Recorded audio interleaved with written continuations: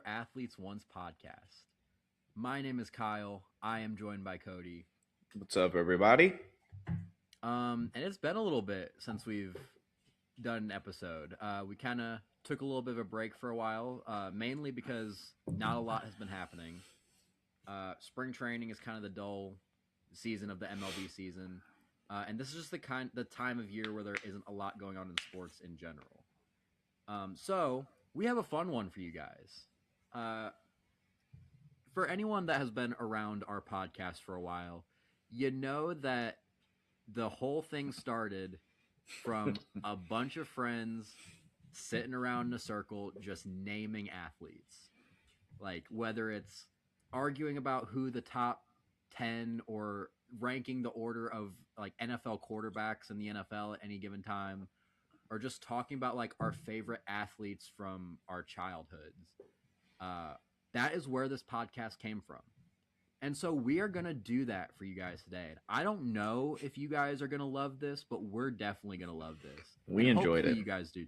Hopefully you guys do too, because there's a lot of times where I just watch content like this and an athlete's name comes up and it's like, oh, that guy played baseball or that guy played this sport. It's a good way to just reminisce about your childhood a lot of times. Yeah. And that's what this felt like. Like I was going through lists and lists from anywhere between like 96 up until present day and just was like, dang, I forgot about that guy. And it was a lot of fun. Yeah.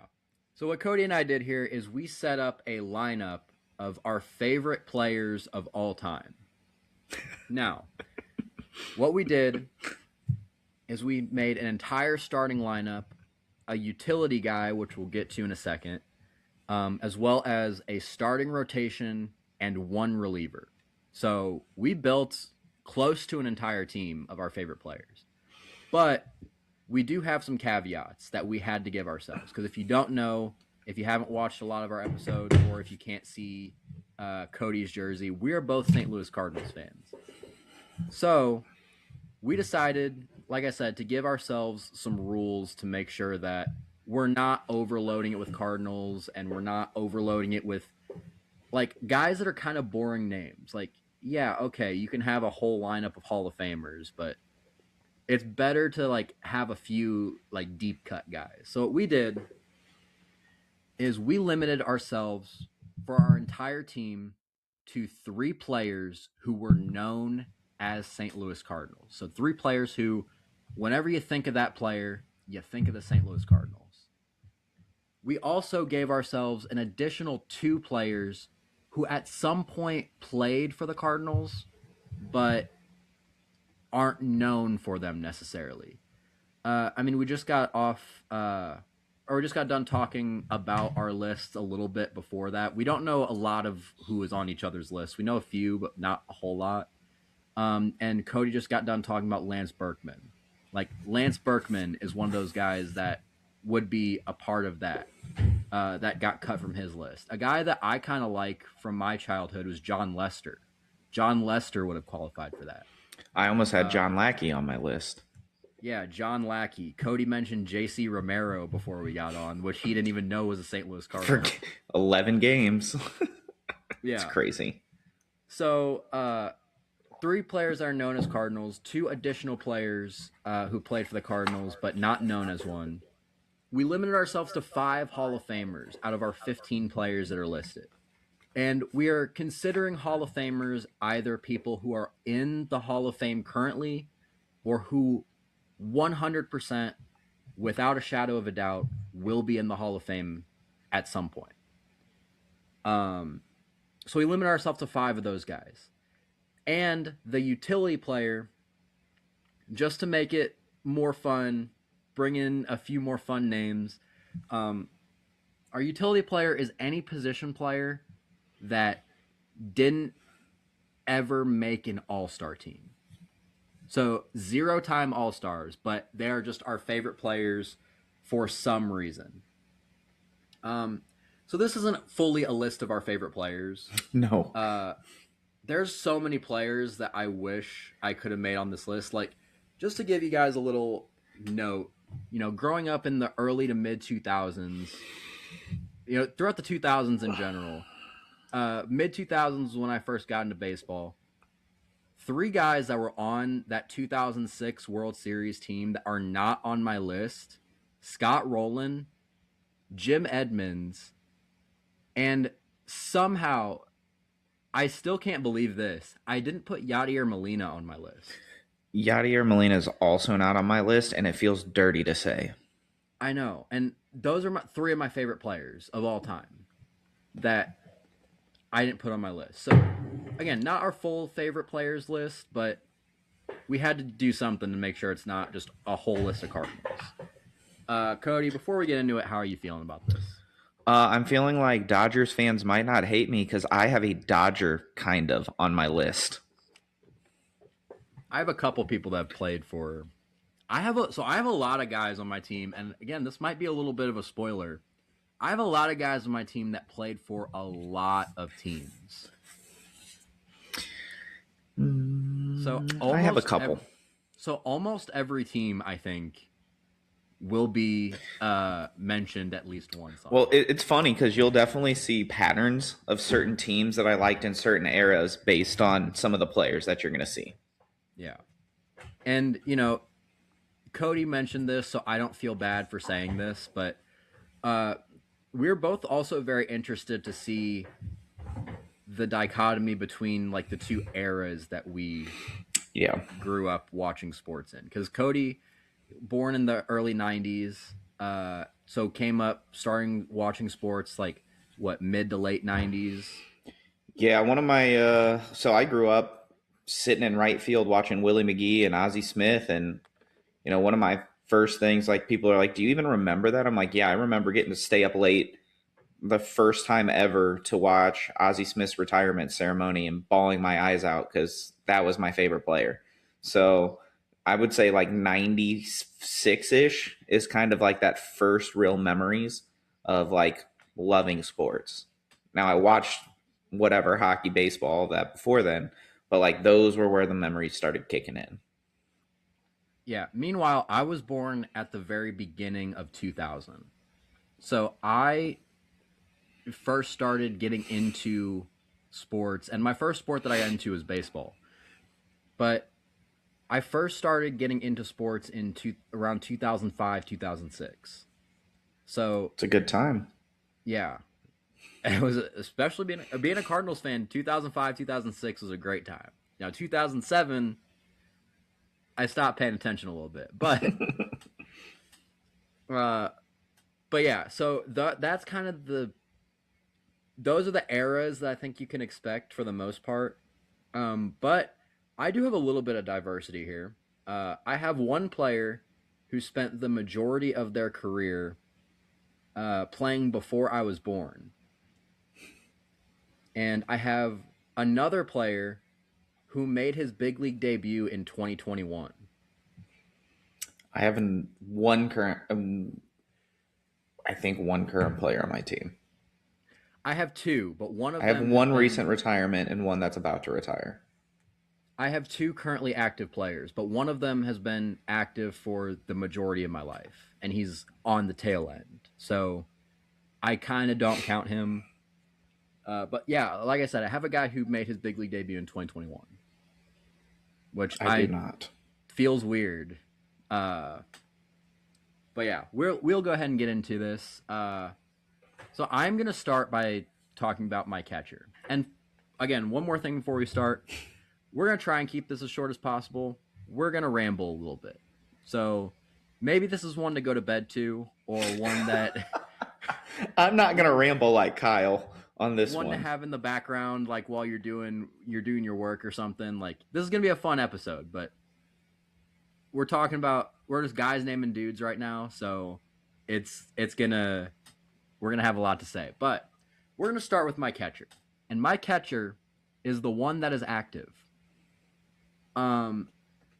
There were a lot of guys that I considered. Obviously, Yadier Molina, Pudge Rodriguez was another one because I loved the fact that he was a Hall of Famer, but like he was kind of on the tail end when I first started playing.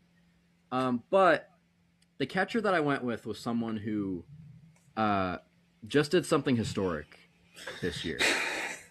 I The have Cal big Raleigh. dumper. I have Cal Raleigh on my list. Now, he has two great seasons in the big leagues. 2024, he was great defensively. Gold Glove, Platinum Glove. 2025 made his first All Star game, won a Silver Slugger.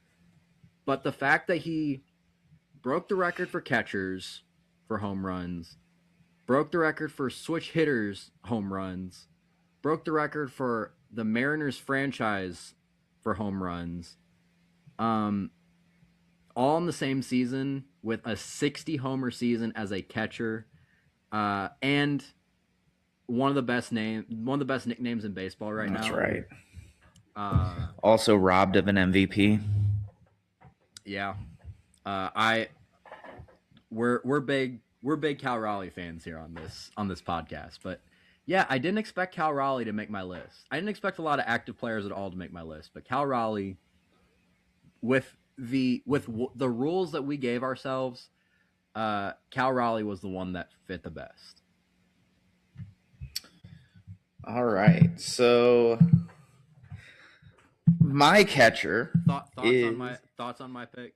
Oh, I love it. I love it. That's not what I was expecting, for sure. But I love it. As you know, how much have I ranted about him being the MVP and being ticked off that he got hosed? But I love Cal Raleigh, nicknamed the Big Dumper. Amazing. Love, was it Platinum Glove last year? Did he win the Platinum? Yeah. Winning the Platinum Glove and then coming back this year and hitting 60 dingers. Insane. Loved it. Big fan. My catcher is my only active player, I believe, on my list. And this one is a little close and personal for me since I couldn't pick Yachty, who I love Yachty, obviously, as a Cardinals fan. I couldn't pick Matheny because that's who I grew up emulating because the way he could block the ball. I grew up a catcher and a shortstop and playing Little League. And so I studied Mike Matheny behind the plate and how he blocked balls and how he called baseball games. Now, he wasn't my favorite manager, but I loved how he caught. And so I grew up watching and emulating those guys. But then on my list, for a minute, for a long time, I had Jason Varitek. Loved the captain of the Red Sox. Loved what he brought to the table. Was a lot of fun, but I couldn't do it to my guy. And my guy is Salvador Perez. Okay. I love me some Salvi. As someone who grew up in Kansas City, like I watched the Royals a lot after I moved from St. Louis, like Kansas City. And so watching a guy who was about as close as you could get, in my opinion, early on in his career, to that kind of Yachty behind the plate, but doing it as big as he was crazy. Like, the dude's massive. And then, you just talked about the Big Dumper, man. Salvi had the home run record at, 48, 49 up until then. So, Clemente Award winner. He's one of those just good guys. Like, I watched a thing on him today, or not him personally, but like a Royals thing where they're like, what trait would you love to steal from one of your teammates? And like the first 10 guys were like Salvi's smile. Like, that's just his personality that you see in that picture there. The other picture, like I said, it's a little personal, is he got to dump Gatorade cooler full of water on my mom for something. So that's my mom getting water dumped on her from a 5-gallon bucket from Salvi. So ice bucket challenge, or it was, I don't know what they did. So my mom works at Hallmark, and they had something that Salvi was a part of for a community thing. And so that was what was going to end up happening. And somehow she got chosen for it. And so I was like, man, this is awesome. So this picture's in my parents' house, but love Salvi. Obviously grew up being in Kansas City for my whole halfway through kindergarten through high school. Learned to root for the Royals, even though it was hard. And Salvi was that guy for me. So you're going to see on my list that those gritty, hardworking, defense first guys are definitely going to be that priority on my list. So Salvi's that first guy for me. Now, first baseman was one that was difficult. And I told you right before we got on, I changed mine last minute. because I wanted to switch my reliever. And my original first baseman was going to be Lance Berkman. He had Cardinal ties, and I needed a Cardinal place for my reliever, so I had to get rid of him. Also, great nickname, the Big Puma, Money. And I didn't have a spot to stick him in my outfield. So I got rid of him, and I settled, since I got rid of a Red Sox on the last one, I added a Red Sox to this one, and I went with Kevin Youkilis. Oh. Like, this dude, like, just look at that picture. Like, do you guys remember growing up and watching these guys play, and you're like, I want to be that guy. And then you would go play wiffle ball or baseball in the backyard, and you're doing every stance that all your favorite players were doing. And so you're sitting there like holding this bat like a psychopath, like Kevin Youkilis, going, how did he do that? But this was just a hardworking, another gritty type of guy. And honestly, it was that batting stance. Like, it's just something that I couldn't get out of my head as a kid, and you wanted to figure out, how do they do that? So this was a guy that I imitated a lot in the backyard. Never took it to a game because I'm not an idiot and I'd like to hit the ball. But these are the kind of guys that I love. Like, I think about Moneyball and I'm making fun of him because he looks like a duck at the plate, but he walked constantly. Like, he was just grinding out at bats. And like I said, those are the type of gritty guys that I love. So Salvi for me at catcher, and then Kevin Youkilis at first. Yeah, I like it. Salvi isn't a guy that I really appreciated until the past few years. The fact that he's like still a halfway decent like defensive catcher at He needs to be a mid-30s. DH. His knees are done. Yeah, I mean he won a Gold Glove I think as recently as like 2018 or something like that, which he feels older than he is, but He's been around for so long. or it might have even been more recent than that. I don't know, but and then obviously breaking the home run record for the catcher. I don't know. The past few years, I've started to appreciate him more. And then Kevin Youkilis, like that's a good pull because that's just fun. Like The dude's was fun to watch. A lot of my players are players that like I've emulated at some point throughout my baseball career. Kevin Youkilis was not one of them, but he was one that like I wish I could. No one can. He's a one and only. Like, no one else can be that duck. Yeah, so I like it. Okay, so bringing mine back up, we are going to move to my first baseman, and Cody knows who my first baseman is. Anyone that really knows me knows who my first baseman is. My favorite player of all time, again, growing up as a St. Louis Cardinals fan in the mid to late 2000s, you can't not love Albert Pujols. Albert Pujols is my favorite player of all time. I think I cried when he signed with the Angels. And you can just look at everything that he's done throughout his career. Crazy. I could do a whole podcast just talking about what Albert Pujols has accomplished. And I think a big thing that locked him in, like, he was never going to leave that number one spot for me, but a big thing that locked him in for me is 2022. Because I always, like, my mom has this weird memory of me, like, after Albert Pujols signed with the Angels, being like, I think he's going to come back one day. But, like, that's just an 11-year-old Kyle just hoping. Yeah. And the fact that he did, and the fact that it was a season like it was, where he was about 60% above league average as a hitter, which is insane. For a Cardinals team that made the playoffs, getting that moment of Albert, Yachty, and Waino walking off together. I wish Waino would have retired. I know, me too. 2023 was a disaster. He needed to get the wins. Yeah, but no, yeah. I for sure cried. There were tears when they walked off together. I was like, God, this is the end of like my full childhood into adulthood. Even I'm like, this is so sad. Yeah, I mean, I felt the same way, and I was only 22, so like it was a wild time. I mean, I was gonna say, I think Pujols was 03. Was that his first year? I mean, not 03, 01. Yeah, so I was a 10-year-old kid. Like, I've barely known anything before. Like, obviously, I knew before then, but like, those are the memories. Yachty, Pujols, Wayno, like those were the guys. Yeah, I was 1 when he first started playing, but And I like I said, those three names, those were my childhood, and it is criminal that none of them are on my list. Spoiler alert. yeah, and also like one of probably the best 10-year span from 2001 2010 the history of baseball. Definitely the best clean.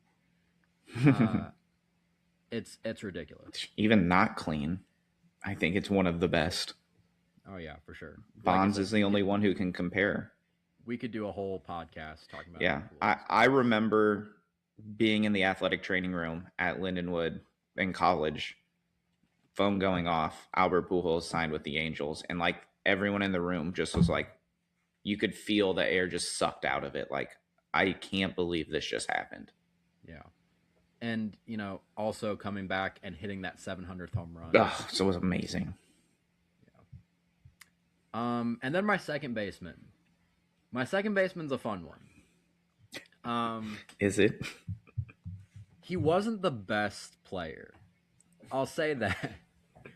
But he did something that at the time he was playing, second baseman didn't really do.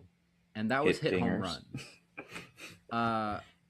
He, wasn't the best defender, but he was also a guy that, kind of like you said, was like a grinder. He, was never really a top prospect. I think he was a late round draft pick. Can I guess? Yeah. You didn't tell me, did you? No. Dan Ugla. Let's go. His name is Dan Ugla. Let's go. I also used to hate Dan Ugla. Oh, I hated Dan Ugla, but then for some reason I liked him. I actually know someone who was teammates with him, and he was kind of a tool. So, oh really? At Kentucky, I believe is where he went. I thought he went to Arizona State. Did he? But I might be wrong. But yeah, I hated Dan Ugla for a weird reason too. It was because of every time I'd play MLB The Show, and I'd play the Marlins. I play against the Marlins. He would always was it Memphis? Memphis. That's funny. Why were they? He would always kill me, and so I hated that. And I also hated every time he hit a home run, the Marlins broadcast, and his name is Dan Ugla. See, that's funny because I still think of him as like I remember him as a Marlin, but I also think of him as a Brave. Yeah.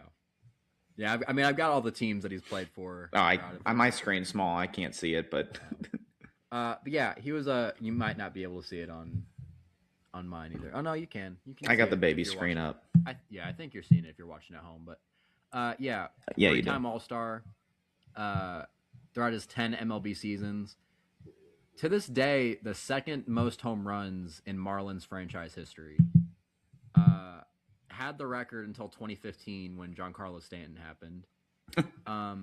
And 5 consecutive 30-homer seasons by a second baseman is crazy. Unreal. So, and again, especially in the 2000s. So yeah, Dan Ugla just became one of those players for me that I appreciated more towards the end of his career. All right. My second baseman, and I had lots of options here, but I had to use one of my Hall of Fame spots here because this is the guy that as a small little kid that I was, leadoff hitter, the early stages, I played second base because my arm wasn't all that strong. I was like, this is the guy that I want to beat. The heart, the hustle, the grind it out, the dirty, let me get hit by pitches. I don't care. I want to get on base. This was one of my guys. And I couldn't use... Utley. No. Oh. Before Chase Utley. And I couldn't use his teammate for first baseman because I didn't have any Hall of Fame spots, but I liked his first base teammate as well. Give me Craig Biggio. I loved the Killer Bees. Berkman, Bagwell, Biggio, all of them. Like, that was amazing. and I couldn't use any of them except for Biggio here. Um, but the pine tar where you couldn't even see the Astros logo on his helmet, like up until recently, he was the all-time hit by pitch leader. Like everything about this dude just screamed hustle and would do whatever it took. And those were the type of players that I loved. Being the smallest kid in the class from ever until ever, basically. I was like, man, I love those little guys with heart. And so Craig Biggio was that guy for me.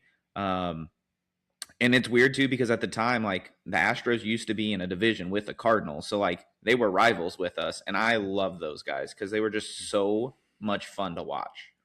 So for me, Craig Biggio was that fun second baseman that I tried to be like.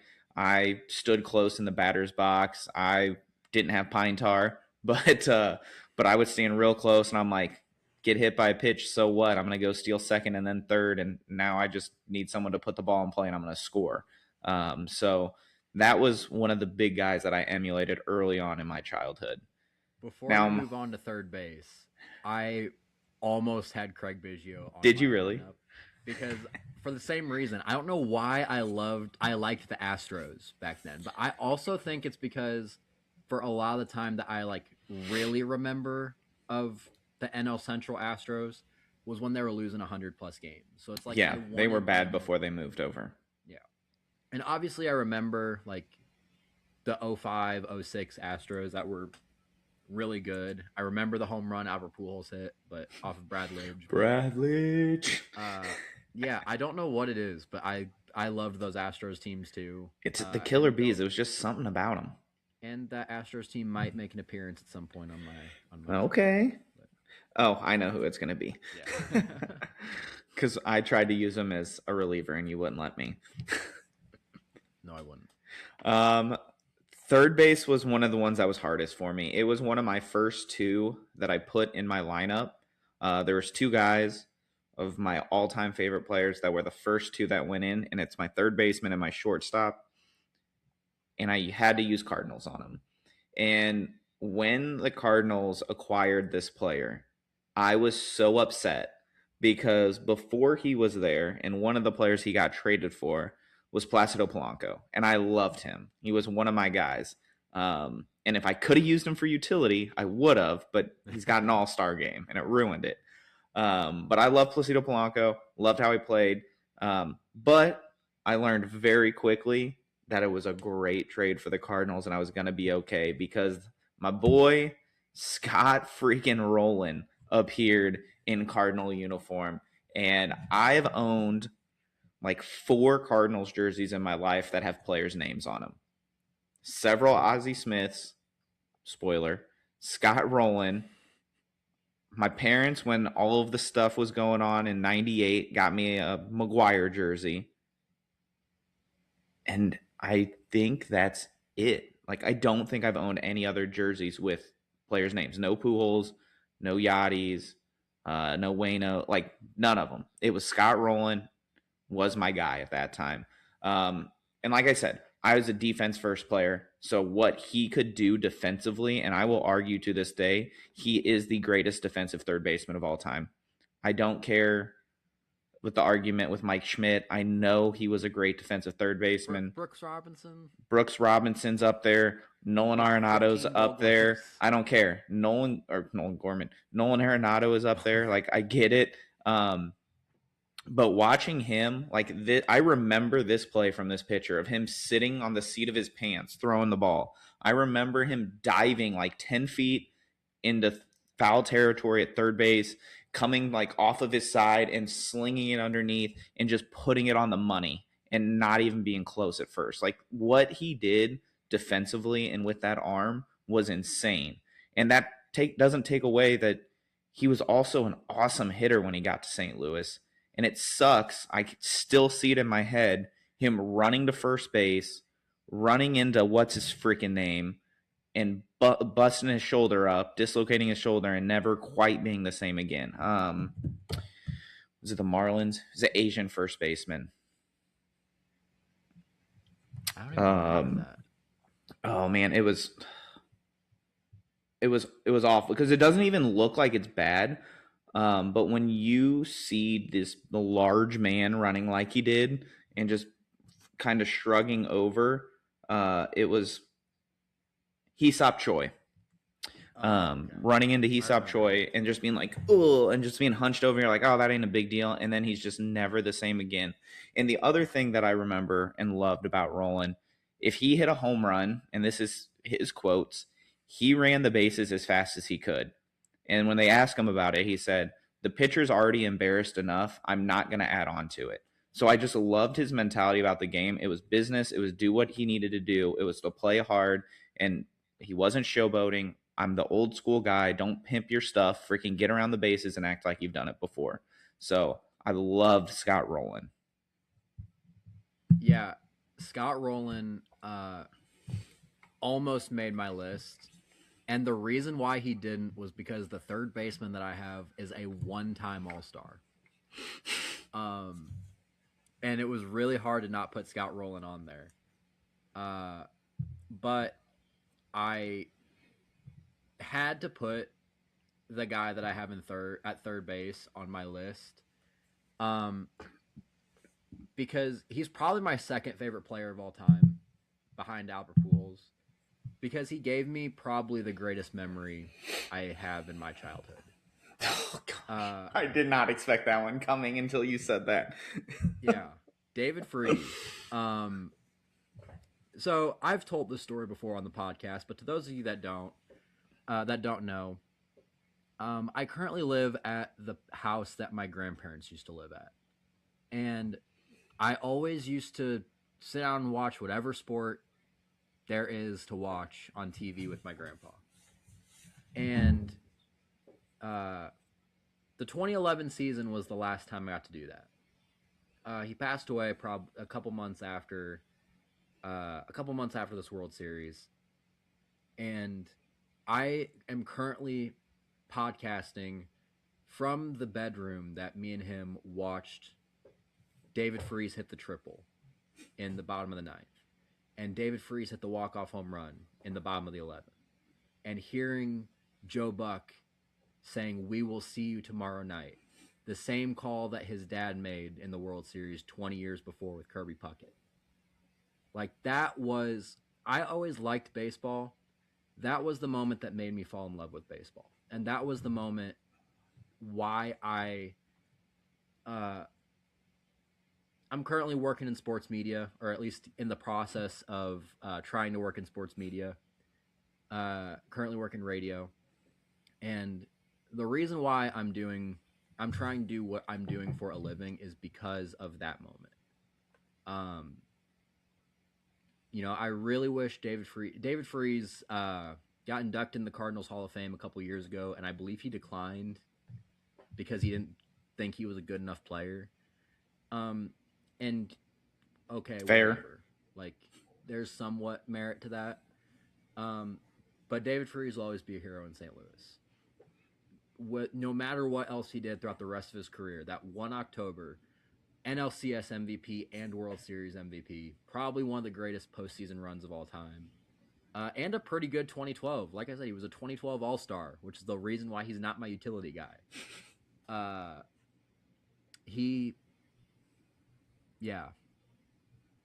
It's hard for me to not get emotional talking about that, but it's fair. Yeah, David Freese had to be on my list.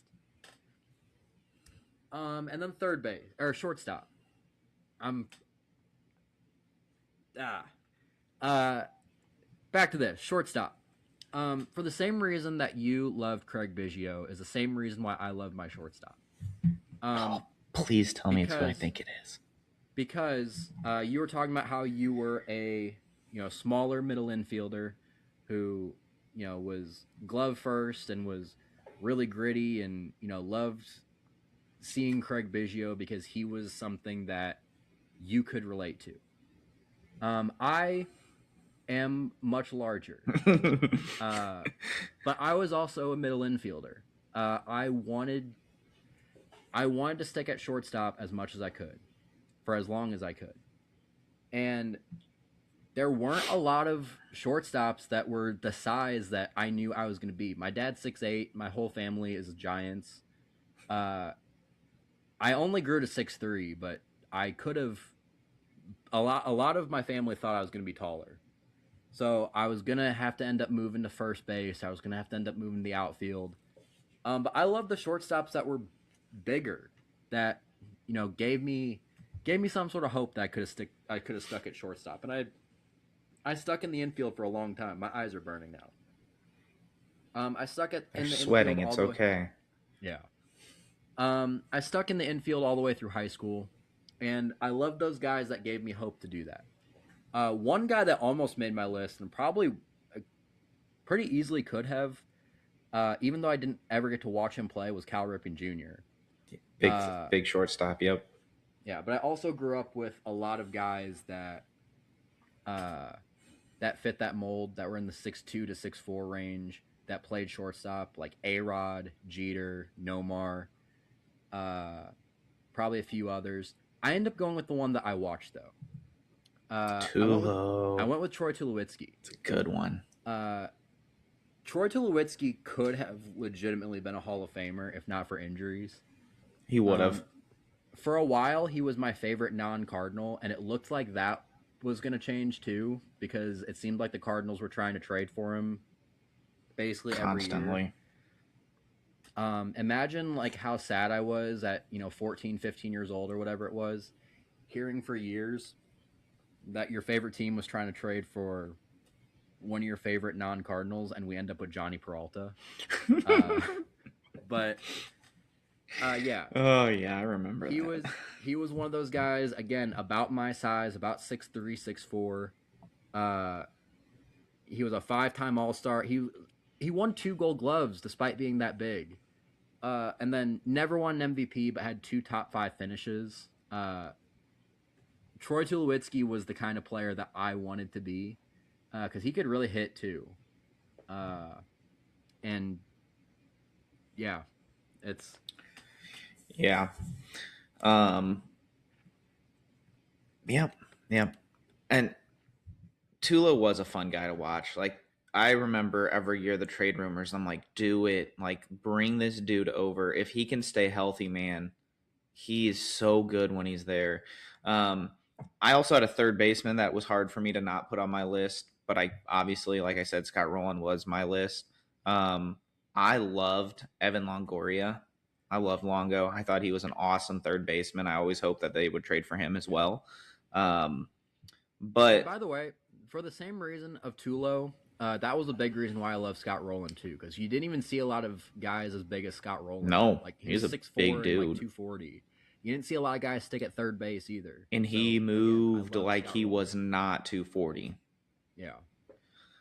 All right, so you already know who my shortstop is, but I'm throwing this out here now because this was the hardest one for me, not because there was a decision to make here because this is my favorite player of all time, but because there was another player that I loved, only played shortstop, is remembered halfway as a Cardinal, made multiple All-Star games, so I couldn't put him anywhere. But I needed to give him a shout out because he was one of my favorite players growing up, and it was Edgar Renteria. Um, I loved Edgar Renteria. That was one of the guys that his batting stance I would imitate because it was just a little bit different. The way he was upright with the bat and everything. Um, just loved the way he was so smooth at shortstop, and he was like, for me, shortstop was the position that shortstop and catcher because that's what I played mostly. Those were the positions I watched, um, and I felt like those are the positions that take that skill, that leadership to do it. And you can't just be a bat guy; you got to be a glove first guy. And Renteria could hit, but man, he was so smooth transitioning that ball. I loved watching him play. Um, so I needed to give him a shout out because he had no chance of making my list, but was one of my favorite Cardinals growing up. Because my list at shortstop, like I have already said, is the player that made me love baseball. And anyone who grew up in the 80s and 90s, this is the guy. It is Ozzie Smith, the Wizard. If you've ever watched a game, you saw him do this. And every time he did it, I was still amazed. The athleticism that he played with, the insane plays he made. I will argue to my death with anyone that this is the greatest defensive player. Position doesn't matter, period, full stop, end of discussion. No one could do what he did on a baseball field on defense. Diving backwards over the top of players to catch balls, to get to things and make throws that players weren't. Like, I honestly feel bad for people who did not get to grow up watching this guy play, because if you haven't seen it, you don't understand it. You have to go back and watch videos. If you are watching this and did not grow up watching Ozzie Smith, go watch Ozzie Smith. It will change your perspective of how defense can be played, because it's crazy. It's not something I've ever seen anyone else do. Like, there are excellent defenders. There's not another Ozzie. And shortstop was the hardest one for me. I hate the Yankees. I love watching Jeter play. Love it. Love Tulo. Like I said, loved Edgar Renteria. There are so many good shortstops to choose from. But just look at this resume. 15-time All-Star, 13-time Gold Glover. I believe those are 13 straight Gold Gloves. He was somebody that they said couldn't hit, and he ended up turning himself into a solid hitter and winning. They were correct. He wasn't a great hitter. Still turned it around and got a Silver Slugger somehow. Like, if you look at that slash line, you're like, how is this one of the greatest shortstops of all time? Because of what he did in the outfield and on defense is just something you can't replicate. And I wish, because listening back to this now, it still gives me chills. Like you said, we'll see you tomorrow night. That's not the greatest quote in Cardinal history. I'm sorry. The greatest quote in Cardinal history is Game 5, 1985 NLCS, bottom of the ninth, 2-2 tie. Ozzie Smith hits his first left-handed home run in his entire career, over 2,000 at-bats, never hits a lefty home run, hits it, and what's the call? Go crazy, folks. Go crazy. Jack Buck, if it is not the greatest baseball call of all time, it's top 2. This is the guy that made me love baseball and forever will be my number 1. I don't know if you can see me right now. I've got my Ozzie jersey on right now, one of the several that I've had. But this is my guy. Your guy was Albert. Ozzie was my guy. He might not have been able to hit the ball well, but man, could he play some defense. Yeah, 1980 to 1992, 13 straight Gold Gloves. The year he won Silver Slugger, 1987, he had a 775 OPS with 0 home runs. Insane. Yeah. The game was different back then at shortstop. Like, oh no, for sure. Listen, I will call myself a baseball purist. I miss what the game used to be. I hate what the game has become. Watching the early 90s, and I didn't get to see all of it because it was the 80s too. Getting to see Whitey Ball, gosh, man, running constantly, putting the ball in play, never striking out, athleticism at its greatest, playing awesome defense, and having like one bopper in the lineup. Like that, it was so awesome to watch. And the closest thing we've seen to that, in my opinion, is like the 2014-2015 Royals, when they were just like, we don't have the talent, but we're going to play this style of game. Like, it was so much fun. So yeah, there's no one that will ever replace Ozzie for me. Yeah. That 1987 year, runner-up in the MVP too. Probably because he split votes with Jack Clark. He came in third that year. And they're one power hitter on that team. Yeah. So that leads me to outfield, right? Yep. All right. I don't remember who I put in what order in the outfield. My outfielders are okay. They're interesting. Some of them not quite as interesting, but the first one, I believe, is going to be one that a lot of people love, and it is Ichiro. Man, this dude was different. Um, I still think to this day he could go out there and play and be decent and hit 300 probably because the craziest stat I believe after his second at bat in his career he never hit below 300. I think he was 0 for 1, and then after that he never fell below 300 again in his entire career. Like this dude, the way he did it, like I remember I was like, I'm gonna be a switch hitter just so I can come up to the plate and do my Ichiro thing at bat. Coming over in 01, win the MVP, rookie of the year. He like there's always those debates like if Ricky Henderson's on second, who do you want in right field to throw him out?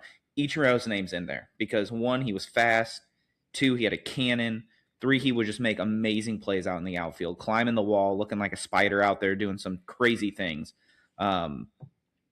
What's not to like about Ichiro? Andy's a good dude, still sticks around in Seattle and does a bunch of stuff. I remember he came out and threw the first pitch last year, I think, in full uniform and still threw it like 80 miles an hour down the middle. Like this is a dude that's ready. He goes out there with he goes out there with the kids and like hits with them and stuff. And I'm like, what's not to like about Ichiro? He was just different.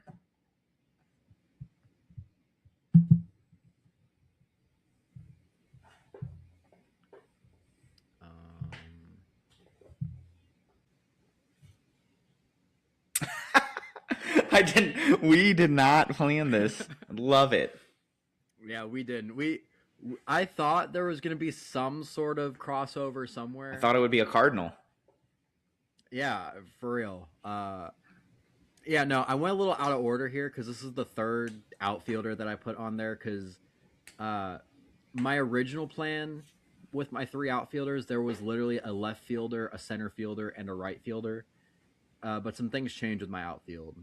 So I have two center fielders in there, but the right fielder is still there. Yeah, Ichiro was like, I remember the fact that, like, distinctly whenever I first heard of him, that he was the only guy in the league who was just known by one name. That he had his first name on his back. And I was like, wow, that's really cool. And then a lot of, like, my first time hearing about a lot of players was playing MLB 2K5 with my brother on the PlayStation 2. And, you know, hearing about him, I start looking into things about him. The year before, he had broken the single season hits record. One of two guys in the history of baseball to win both the Rookie of the Year and the MVP in the same year. You watch highlights of him. One of the first highlights he has in Major League Baseball. You were talking about who do you want to throw out Ricky at home. Against the A's, that throw to third to throw out Terrence filthy. Long. Yeah, and that was like his first week in the big leagues, and people were like, "Oh, does he have the arm strength to play right field?" Yes, guns than enough easily. You know, and people forget too that he could have hit more home runs if he wanted to. I think he had 117 home runs. Was winning home run derbies, like team home run derbies against Giancarlo Stanton for the mid 2010s Marlins. Also hilarious that he signed with the Marlins and didn't even know that was a team. He had to play against them at some point, but yeah, Ichiro is again another one of those guys. Probably before Tulo, my original like favorite non-Cardinal. Yeah, so Ichiro's on my list, and then since we're going backwards a little bit on mine, since I had to jump ahead a few slides to pair up with Cody, I didn't use both of my kinda Cardinal spots, we're calling it. I only used one, and this next player is that one that I use it on. Carlos Beltran. I love the picture. Thank you. Yeah. I was a fan of Carlos Beltran before he was a Cardinal. I actually felt bad for him because of this spot. like because Mm-hmm. of this moment right there. And then again, I look into him, and he's like an awesome baseball player. And then as time goes on with his time with the Mets fans just absolutely hate him for Because his they're entire dumb. time, and he is the best player on their team. Uh, so yeah, and I believe right around the time we lost Albert in that offseason was when we signed Carlos Beltran. So like it was kind of a bittersweet time for me. But yeah, I mean, again, one of those guys that you look at the stat sheet and it tells the whole story. The awards: Rookie of the Year in '99, 9-time All Star, 3-time Gold Glover in center field, 2-time Silver Slugger, won the World Series in 2017. Um, was inducted in the Hall of Fame this year, and was the manager of the New York Mets for 76 days. Why it was only 76 days, we'll never know. But Oh uh, gosh. can you No, make? we Is there a know way for? why. Is there a way for you to make your screen bigger? My screen? Yeah, like just for you to see better, because there's something on there Oh, that you yeah, I might. can. Hold on. There's something on. There's a little thing on there that you might appreciate, but I was gonna keep that The screen, but you asterisk? have to. You have to. Yeah. The asterisk? Just wait. There might be something on mine at some point. Okay. Yeah. I wish you could have just seen the screen without me saying that, but you had to see that. Yeah. Well, it's funny that you Oh, say that hold on. because Where is the layout got messed up? Okay, there we go. oh. So who did I tell you that I grew up watching? Where did I live other than St. Louis? Oh, Kansas City. Okay. Okay, so there are always going to be ties with me back to Royals players that I grew up watching as well. And I told Kyle originally on my list, I had a Royals guy, and Alex Gordon. I had guys like Kevin Kiermaier on my list. Like I said, I love those defensive first guys that just were dogs out in the outfield.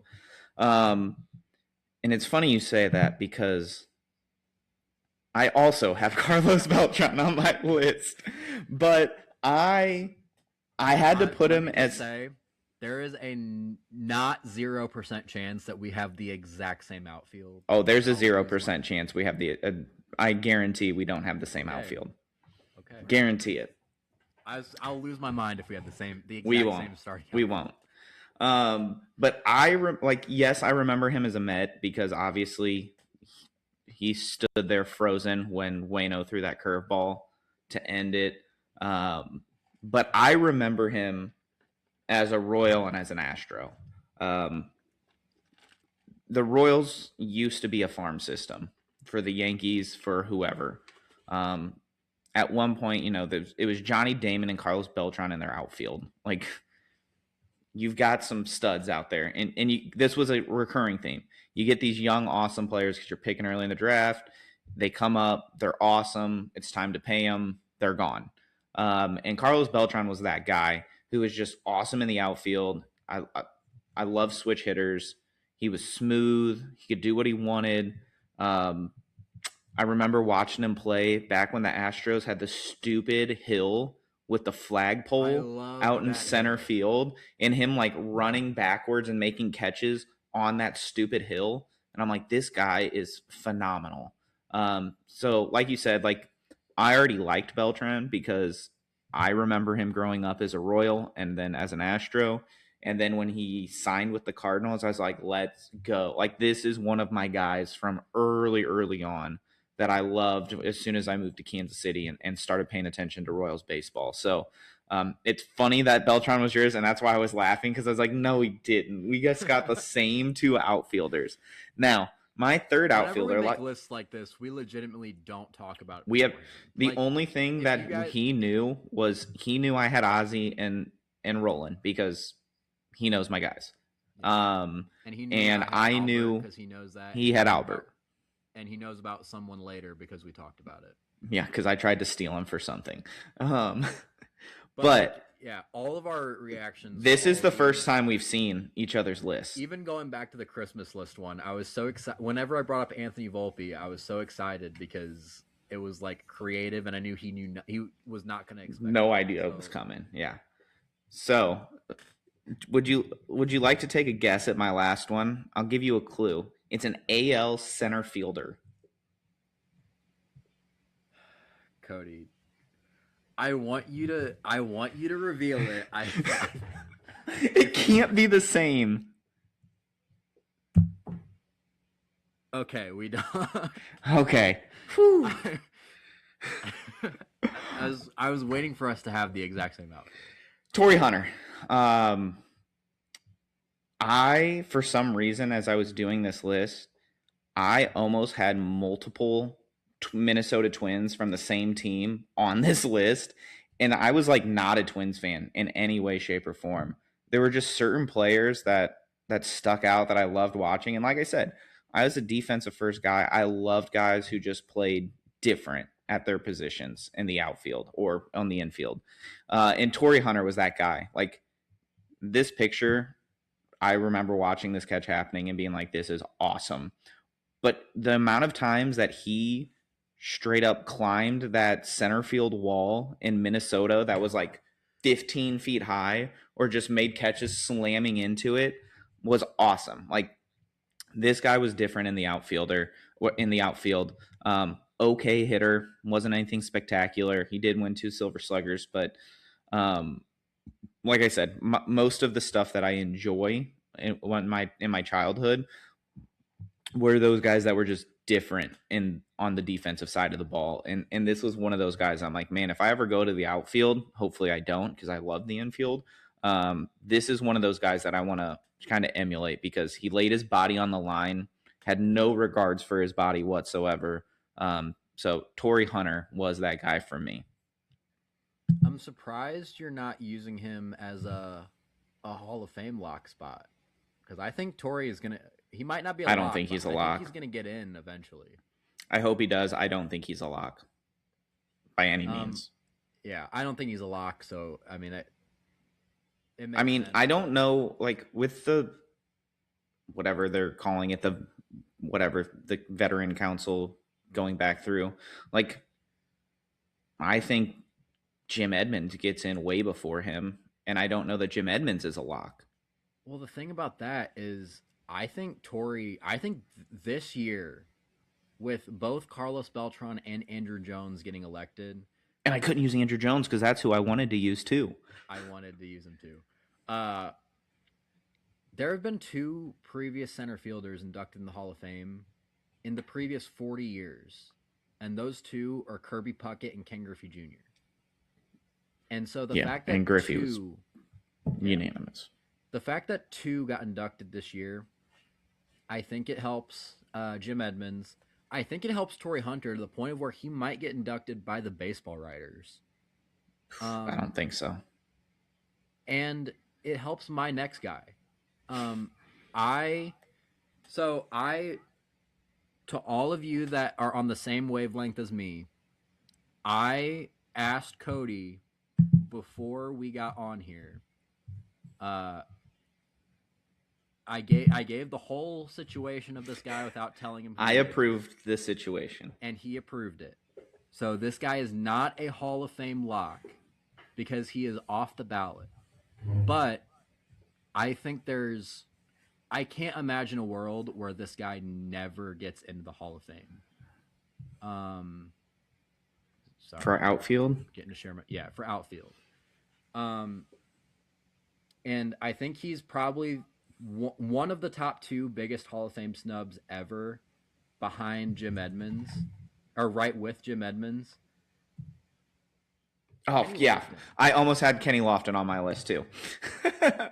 Yeah, and if I would have said AL Central center fielder, you would have been like, "Oh my gosh." Kenny Lofton, and I think a big thing, I forgot to put a stat on here, I think. But a big thing that I think you can, if you looked at my previous slide and this slide, Carlos Beltran was ninth all time among center fielders in WAR with 70 right on the nose. Kenny Lofton is 10th with 68.4. If you look at every single center fielder who has a higher WAR than Kenny Lofton, they are all either in the Hall of Fame or named Mike Trout. Who will be in the Hall of Fame.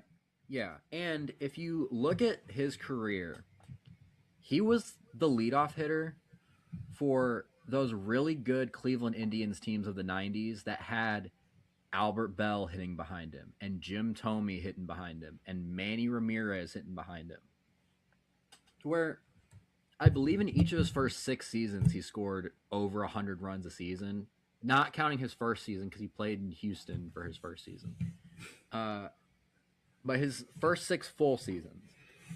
Now, he's a little bit of a stat compiler, I will say, but he was a valuable part of that team for 10 years. And then the rest of his career, he was kind of a mercenary for hire. You know, he would sign with a team and then get traded to another team that is going to be a contender. And he did that basically every year of his career after that. I think from 2001 to 2007, he played in the playoffs 6 different times. He played in the 2002 World Series with the Giants, almost played in the 2003 World Series with the Cubs. Was almost was so close to making multiple different World Series. And was 8 outs away from winning that 2002 World Series and just never happened. I don't see a world where Kenny Lofton doesn't get in the Hall of Fame one day. He probably will. And again, this is my guy that I had on my list that spent most of his career playing before I was born. Yeah. The crazy thing about this is, like, I love the movie Major League. And, like, this is Willie Mays Hayes, like, this to a T, and that movie came out 2 years before Kenny Lofton started playing, and so I'm like, this is just Willie Mays Hayes in real life. But the speed, the just roaming the outfield and covering ground like a lot of people couldn't, stealing bases, like it was just a lot of fun. Like I said, I loved Whitey Ball, so this is one of those guys that fits in perfectly in that style of play. Yeah, and then I'll have to jump Carlos Beltran and Ichiro to get to my next utility guy. This was my first outfielder I had listed. My utility guy. Now, Cody got a kick out of the fact that the 2 guys that I was almost considering for my utility was between Billy Hamilton, because I love this kind of outfielder, the kind that doesn't really hit a whole lot, but runs the bases really well and plays really good defense. Billy Hamilton was a great defender. Played for the Royals, too. Yeah. And the other guy was Juan Uribe. And that was just because he was a big, fat shortstop. And he was terrible at it, but he was so much fun to watch. My entire life, for his entire career, I just loved watching Juan Uribe play. But before I knew if Kenny Lofton would have counted as a Hall of Fame guy or not, or before I confirmed it, I had a guy as a backup who was kind of a light version of Kenny Lofton, in my opinion. And then I looked at his baseball reference, and I thought this guy made an all-star game, but he never did. So I had to put this guy at my utility spot. Juan Pierre. Yep. He's so much fun. Yeah. He was on my list. Was he really? Yep. Yeah, I loved watching Juan Pierre play. I thought it was weird because I was you like see him run the bases and he has his helmet on with his hat underneath it. Mm-hmm. I hated that. 100%. But is he not Kenny Lofton light? Like, yes, 100%. He played, pretty good defense in left or center field. Stole 614 bases, which is 8 less than Kenny Lofton stole. Ended up winning a World Series. He kind of jumped around a little bit, but not as much. Yeah, I hated when he was with the Cubs. A thing that I didn't really appreciate about Juan Pierre until recently is the fact that in an era where you don't really see a lot of Iron Man streaks, Juan Pierre kind of had that. 2002 to Mm-hmm. 2007 played 821 consecutive games. Uh, and he is, as of at this point, the last person to start and finish all 162 games of a season. And that happened in 2004. Uh, so yeah, Juan Pierre was one of those Um, guys that I loved trading for in all baseball video games just because you needed the him on your way he was team. that lefty kind of slap, almost softball at bats, where you just slap it into left and then just take off. So much fun. And I don't know about you. Have you seen the Marlins' new alternate uniform? I haven't. They're going I back to tend to kind not of pay attention to the Marlins. they're going back kind of old school where they're going white uniforms with the pinstripes with the teal marlins across with the tail underneath. And I love it because they're going back kind of old school. And like I love the Marlin stuff because I love the Miami Vice. Give me like you know me, give me the most outrageous colors and shoes and whatever. Like that's my style. I love it. So like I love the pinks and the teals and all of that, but there's just something about going back and hitting that nostalgia factor. Like I guarantee the Marlins sell a buttload of uniforms for any fans that grew up in the 80s and 90s. You know, names coming to mind like Renteria winning the World Series, Mike Lowell out there. Like those were so much fun. Which Mike Lowell was also one of those third basemen that I wish I could have had on my list. David Wright was one of those. So yeah, those were so much fun. So I love when teams throw in like a third uniform that goes back to what it used to be. Like I love that the Cardinals brought out the baby blues. Like that was amazing because that's what I remember. Like those late 80s, early 90s. Like I want the Royals to go bring back the baby blues because they were so cool and they were so iconic. A lot of people hate them, but I love that old stuff. Just brings back these memories that we're talking about. All right, for me, I'm excited for this because you named quite a few utility guys. By the way, another guy that almost made my utility that Cody hates also, Nick Punto. oh God, And the Nick only reason why Punto. he didn't make it was because that 1 year with the Cardinals. But Yeah, I don't like Nick Punto. So my utility, I got excited because I didn't think there was a chance in the world that this guy hadn't made an all-star team. And like I said, I love the gritty, the defensive players, and this was one of those guys. I loved like the early mid 2000 Oakland Athletics. So I had to get one on here since I couldn't use, you know, Mark Mulder, Barry Zito. Like I couldn't use those guys. I got one on here, and it was my favorite of all of them. Most people like Mark Kotze. That wasn't my guy. Sure. I liked Eric Chavez out at third wow, base. I didn't. Out, I didn't think he. I thought he would have made an All Star game at one I point. know, right? Like that's what was fun about this. I'm like, man, How did Eric David Chavez, Freese make an All Star game and Derek right? Chavez did? Eric Eric Chavez did. Chavez is a 6-time Gold Glover and a Silver Slugger, and he didn't make an All Star team.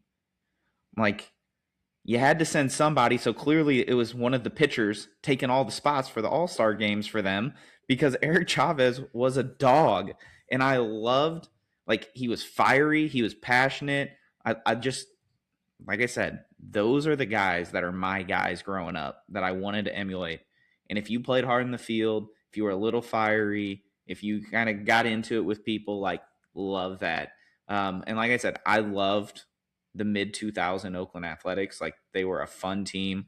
Like you had the big three on the mound, but then you had these like nobodies kind of out there in the field, and they were just gritting it up, and Eric Chavez was that dude for me. He's the hitting coach of the New York Mets right now, isn't he? I believe he is. He's a coach for somebody. Uh, is For He some is a reason, isn't coach, helping. but it's not telling me with who. Like, if you told me he played for the Diamondbacks and the Yankees, don't remember that. I only remember him as an Oakland Athletic, and I loved it. Chavez served as the bench coach for the New York Mets during the 2023 season between his stints as hitting coach in 2022 and 2024 to 2025. So he, I guess, currently isn't a coach, but he Okay. was last year. Yeah. Love that guy. Yeah. Yeah, All right. that was a good pull. I was gonna say there. I think you should know all of my people. Well, you I made it just sound like I might not. no, I didn't think you were. I just thought you would be surprised by some of them. Like, Like you mentioned Bo Hart. oh I know man, who Bo Hart. Hart, what a I know who blast I know for who like Bo half Hart a is. season. Yeah, I know who Bo Hart is, but I couldn't tell you a whole lot about his career. No, he played like half a season as a Cardinal, and for like the first 3 weeks, he hit 400 or something, and was insane. And then he tapered off and never played. He played another part of a season with us, and then was done. No, I didn't know super deep. Like, and that's the thing. Like, I had to watch these guys enough to like really like them, and so that's what was hard with this list. Was I was like, I want some like obscure players, but like if you were that obscure, I didn't watch you enough to like be connected with you. So it was hard to not just pick like really good players because that's what you saw all the time. And if you weren't like here in St. Louis, like we got to see the teams in our division. So like me getting to see Oakland games or any of these other teams around the country that weren't big market teams on ESPN, like that was on Baseball Tonight or whatever it used to be back then. And I'd watch it late at night reruns so I could see all these players and teams. So it was hard to find just obscure players that I really liked. Like I could throw a ton out there. Like on my list originally in the outfield, like I had Shane Victorino, give me the flying Hawaiian all day. Like there's some fun ones in there. Like I said, Juan Pierre was on my list for a minute.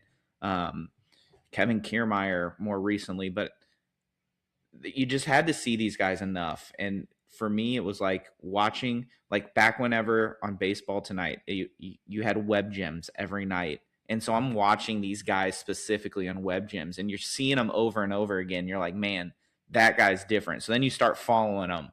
And that's where I got with some of these guys like Eric Chavez. Yeah.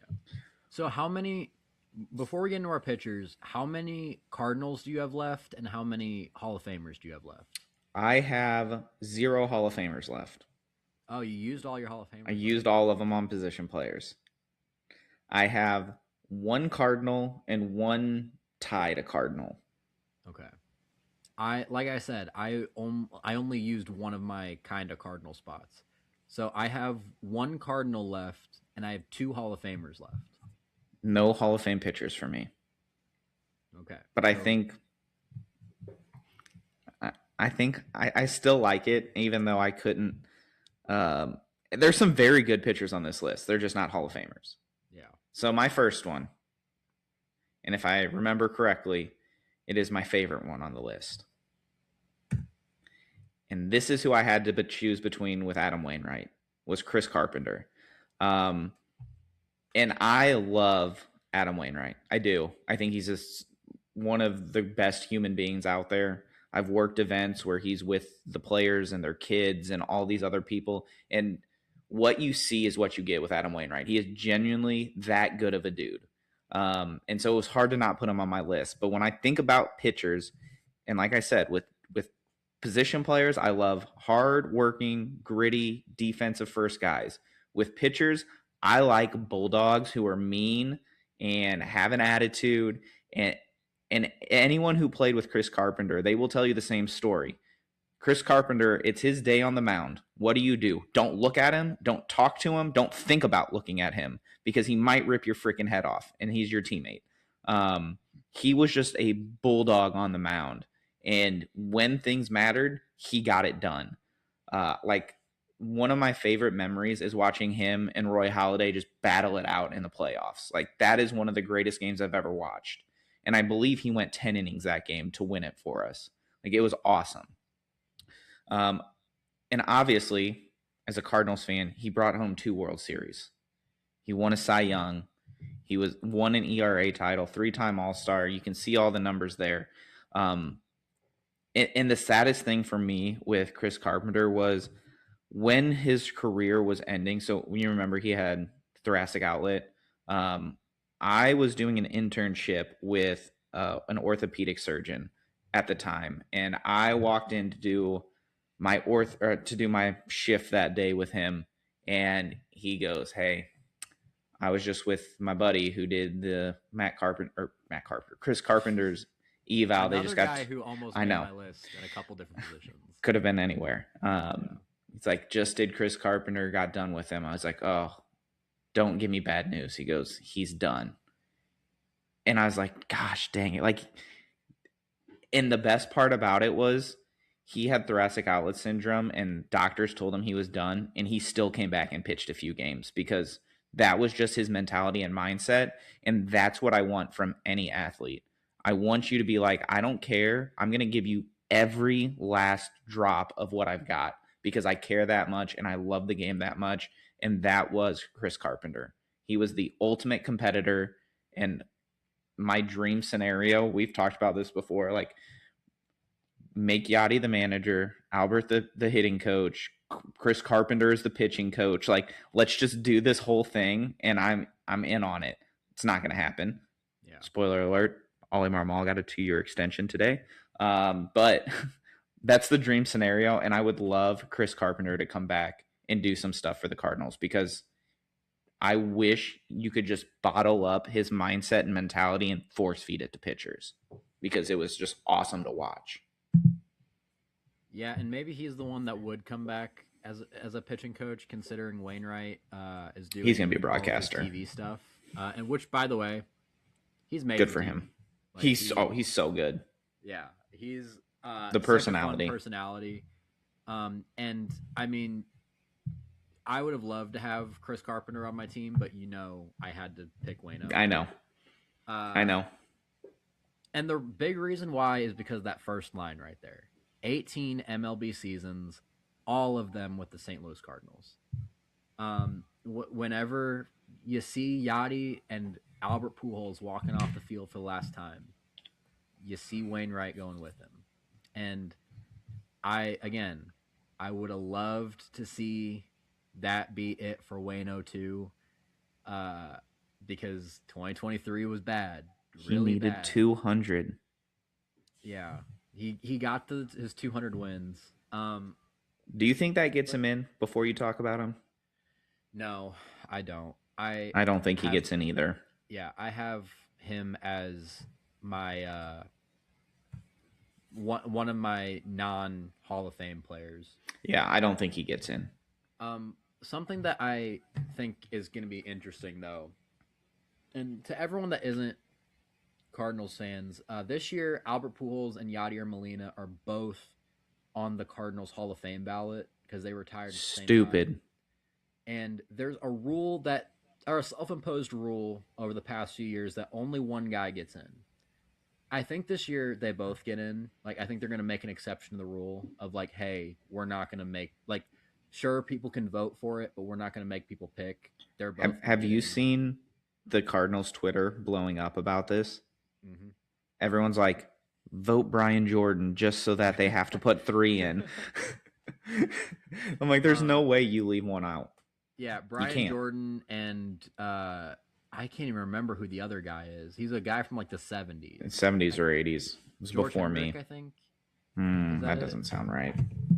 I don't know, but I'll find it. You talk. They're both going into the Cardinals Hall of Fame this year, or at least they're both on the ballot this year. And Wainwright is going to be on the ballot next year because he retired the year after. What I would like to see happen is they both get in this year. Waino gets in next year. And next year when Waino gets in, they retire all 3 of their numbers together. They should. 4, 5, and 50.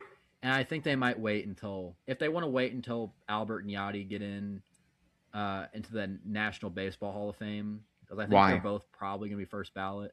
If they want to wait till then, fine, whatever.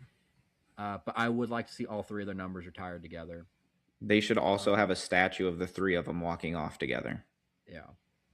But yeah, if you look at his career, 3-time All-Star, which I kind of expected more. Insane. Uh, Technically only a 1-time World Series champion because he did not pitch at all in 2011.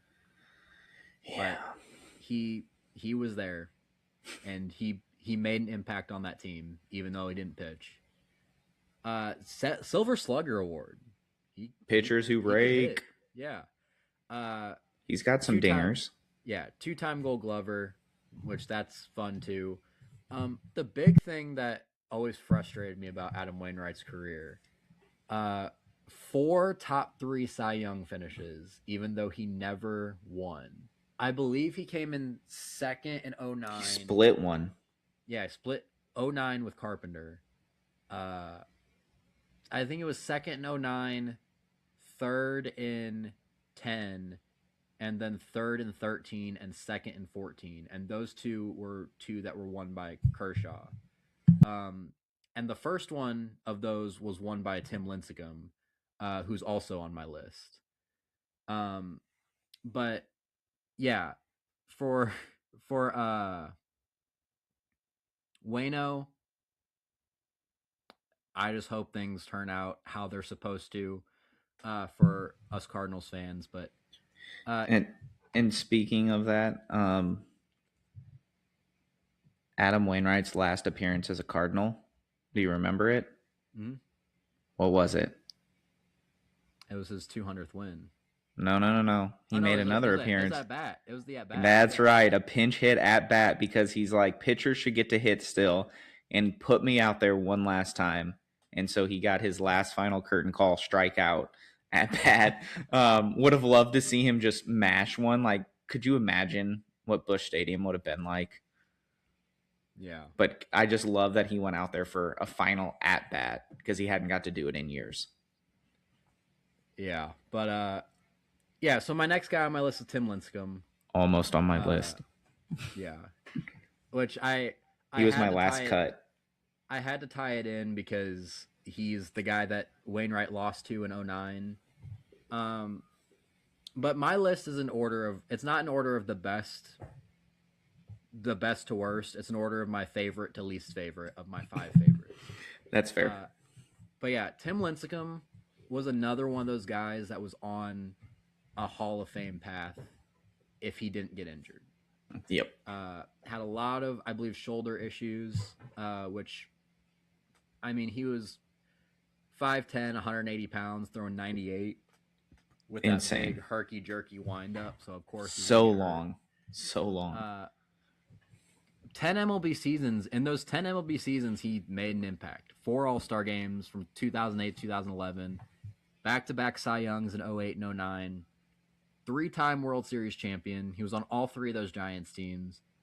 And at the end, even when it wasn't so good, he threw those 2 no-hitters against the Padres, no less.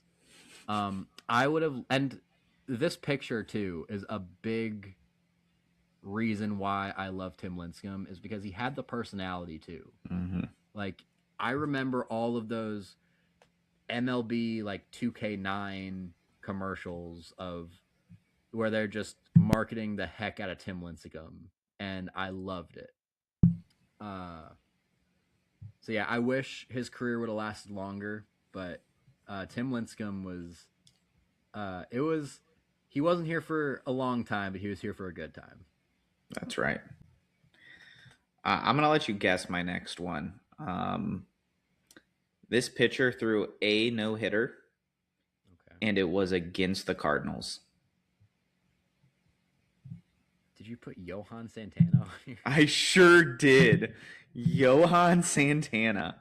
I told you before this started, I don't know what it was. Not a no-hitter, by the way. Not a no-hitter. That was a double. It was.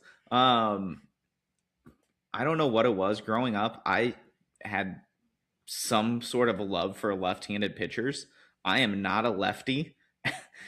I can't do anything. I mean, I can hit left-handed a little bit, enough that I could switch hit, but I can't throw left-handed to save my life. But there's just something about left-handed pitchers.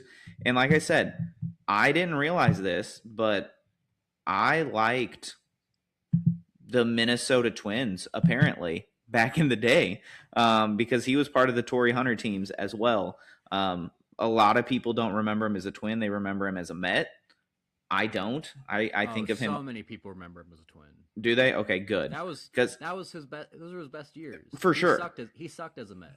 I thought he did too. But he won the 04 and the 06 Cy Young, 4-time All-Star, Gold Glover, 3-time ERA title winner, and he won the 06 Triple Crown. Any pitcher that wins the Triple Crown, you had an awesome season. You can see the record right there. That ERA, like 3.2 ERA for a whole career, insane. I wish he would have pitched just a little bit more to hit those 2,000 Ks, but I don't know what it was. That was just one of those guys that I'm like, Johan Santana. And if I was playing the old MLB Live or whatever it was back in the day, this was one of those guys that I'm like, I'm going to go trade for Johan Santana. I don't have a huge reason. I just enjoyed watching him.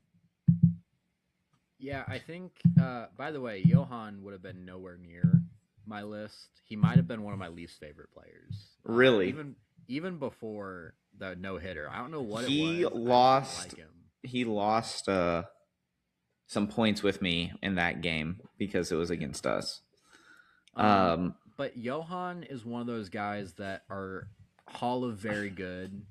For sure. And could have been a Hall of Famer. And I actually think once guys like Jacob deGrom get in who don't pitch that many innings or won't have pitched that many innings throughout their career by the time deGrom gets there, I think people are going to, like the Veterans Committee and all them are going to give Johan Santana another look.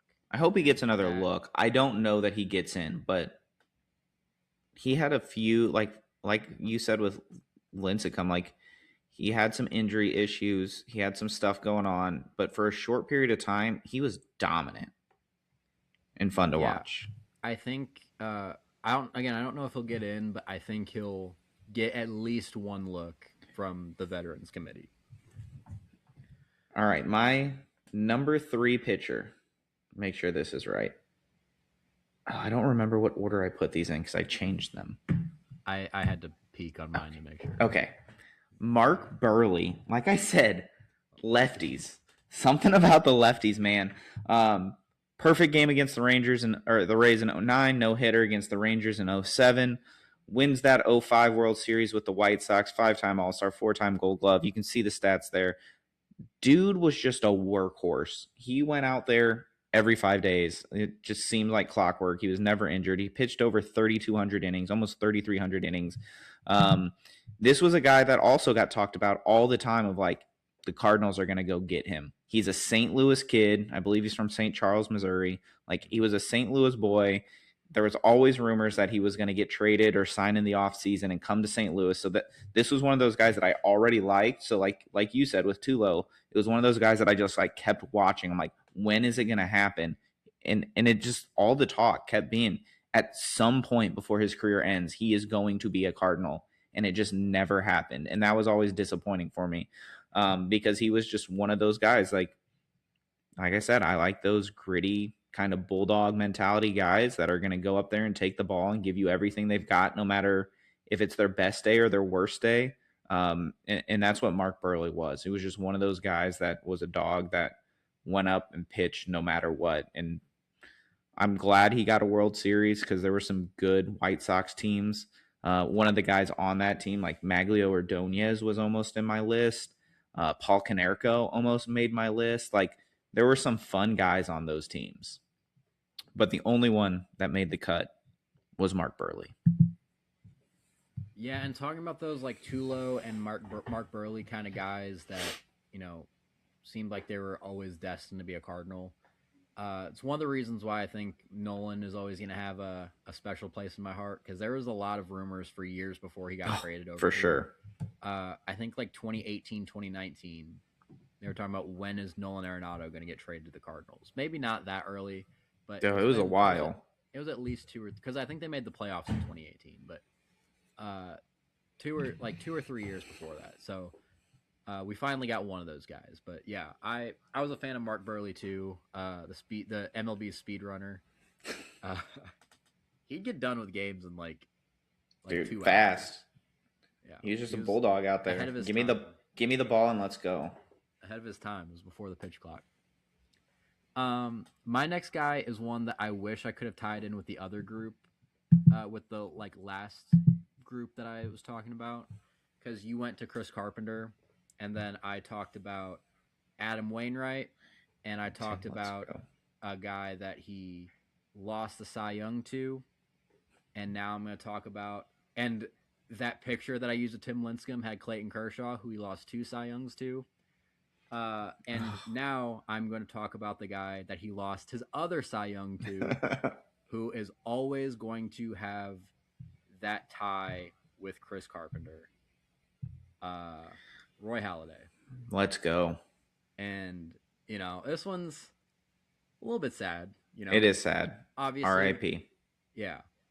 Had a great MLB career, eight-time All-Star, two-time Cy Young Award winner, one in each league, one in '03 with the Blue Jays, one in 2010 with the Phillies. Um, a big thing that I think he'll always be remembered for is the two no-hitters, and it's two of the greatest no-hitters you could have possibly thrown, because one of them was a perfect game, and the other one was in the playoffs. One of, I believe, two no-hitters, or I guess Yeah. three no-hitters, but two solo no-hitters Yep. uh, in playoff history, and he did them both in the same season. Obviously his career ended up being cut short due to injuries, but here in St. Louis, we'll always remember Game 5 of the NLDS in 2011. It was literally a 1-0 game where Chris Carpenter and Roy Halladay were just dueling the entire game. I believe 2013 was when his career ended. And then 2017 passed away in a plane crash. First time he got the chance in 2019, posthumously inducted in the Hall of Fame. You would have loved to see him be able to experience that, but Yep. He did end up getting in. Another one of those guys that was always both me and my brother's favorite players, and you talk about guys like Placido Polanco, that was one of those guys that my brother really loved growing up, and I started to have started to really like because of that. His favorite player was David Ortiz growing up. He was a guy that could have made my list if Albert didn't exist. I told you we needed a DH spot. No. It's the only way he's making 15 was a nice round number. And Roy Halladay was another one of those guys to where, again, I didn't really appreciate it until that game, and I went back to watch his career, and I appreciated him before that, but that game was one of those times where it's like, wow. It is the best pitch game I've ever seen. Yeah. It was so much fun. Again, you wish he could have gotten to see a lot of these things that happened after he passed, but one of the greatest pitchers of all time. And then my next guy, not a Hall of Famer, but again, a guy that people thought for a second could have been on that path and then fell off a cliff. He was not good after his original team. And the weird part about it is his original team is normally the team that breaks pitchers. Ubaldo Jimenez. Oh, yeah, buddy. With the Rockies? And a lot of the stats here you'll see 12 MLB seasons, obviously, with 3 different teams. 2010 All-Star. But the stats that you see they don't tell the whole story of Ubaldo Jimenez because he played in Coors Field. But he is one of, if not the best pitcher in Rockies history. Not the best. One of them. I considered the best for my list. Well, whenever you look at the top 3 pitchers of all time in Rockies history, if you look at the stats of it, top three in basically every single category is Ubaldo Jimenez, Jorge De La Rosa, and Kyle Freeland. Still not the Uh, best three. I won't agree Mike with you Hampton. there. Oh my gosh. Mike Hampton was the best. Whatever you say. But yeah, he has the only Cy Young finalist appearance in Rockies history. Third place in 2010, behind Adam Wainwright and Roy Halladay. Uh, highest finish in Rockies history. Rockies franchise leader in ERA and WHIP, and like I said, among the top in every single starting pitching stat in Rockies history. I believe I don't even put this in there. I believe he also has the only no hitter in Rockies franchise history. He threw a no hitter, correct? Vaguely sounds familiar. I couldn't tell you off the top of my head. I want to say he did. But yeah, Ubaldo Jimenez is again one of those guys that I think because the end was so bad, we don't necessarily appreciate him like we should. He did throw a no hitter in 2010, which is last full year with the Rockies. So yeah, Did Mike Hampton never pitch with the Rockies? I thought he had did, years but he was there. horrible with the Rockies. He was good with the other teams he pitched for. He was good with the, I think the Mets. The he Mets. Was good with the Astros. I know he was in the Mets. Horrible with the Rockies. Was he? I thought you were kidding. No, I thought he was good when he was there. I guess he was only there a couple of years. Yeah. No, who am I thinking of? It's Ubaldo Jimenez, Kyle Freeland, and Jorge De La Rosa that are basically top. Like I said, basically top three in every single. Because Mike Hampton was the first big like free agent signing that the Rockies made. Yeah, but he was just bad. Aaron Cook was good for a while for them. Yeah, but those are the three. No one's good that long there. Yeah, Ubaldo. Again, he was pitching around the time that I started getting into baseball, and he was just different from what you normally see pitching in Colorado. All right, I got a fun one. Okay. I got a fun one. So, like I said, as kids, we grew up watching these guys. We imitated their batting stances. And some of them, like Kevin Youkilis, were just so ridiculous you could only do it in the backyard. I have a pitcher who's the same. And it is even more awkward than your boy Timmy Lincecum. Or Ubaldo. Oh. Or Ubaldo. The I'm trying to keep my camera from falling. Weirdest one. And he was a flash in the pan, too. He had a couple really good years and then just fell off a cliff. Oh. Dontrell Willis. That thing was insane how high he got his leg up to throw the ball. I don't know what it was, but it was just absolutely ridiculous. I just remember you'd have some kind of stupid batting stance and you'd get someone up there and be like, I'm Dontrell Willis. And they'd arch their leg as high as humanly possible and like about fall over and throw the ball nowhere near the zone. And this is this dude's regular pitching stance of what he does. Another freaking lefty. I know, man. I don't know what it is. I like lefties. My next one is not a lefty. But that first year, the 2003 Rookie of the Year, he was so weird. No one could hit him. They didn't know what was going on. Wins the World Series with the Marlins. I believe that was their second one, 97 or 96 and 03. Yeah. Again, Edgar Renteria on that 97 team, my boy. Two-time All-Star. But then you look at the record, and like he only pitched 1,200 innings. He didn't even have 900 strikeouts. His record was basically 500 with a over 4 ERA. Like this was just a dude that fell off a cliff. And when he started his career, you're like, this guy's so weird and funky that he can kind of do whatever he wants, and players can't figure it out. And he was just that personality that he wasn't the bulldog type of guy, but he was just goofy and funny, and it was just something different for baseball at the time. And I'm like, this guy is so much fun. I can't stop watching him. I just want to imitate him because it's so ridiculous. So good old D Train, Dontrell Willis was my pitcher number 4. Do I have one more to go? Do I have, am I Yeah. doing? Why don't you finish out your list? Okay. You have the starter and you have the reliever list. All right. My other one, it was hard to decide on a 5th one. I almost had several people here, and I don't have a great reason of why I like this guy. But like we said, playing video games, this was just the guy that I always ended up getting. Wasn't on a great team, had a long, good career, was a great player. There's just something about him that I really liked, and you would never come up with this guy for me. Oh, go over. Jake Peavy.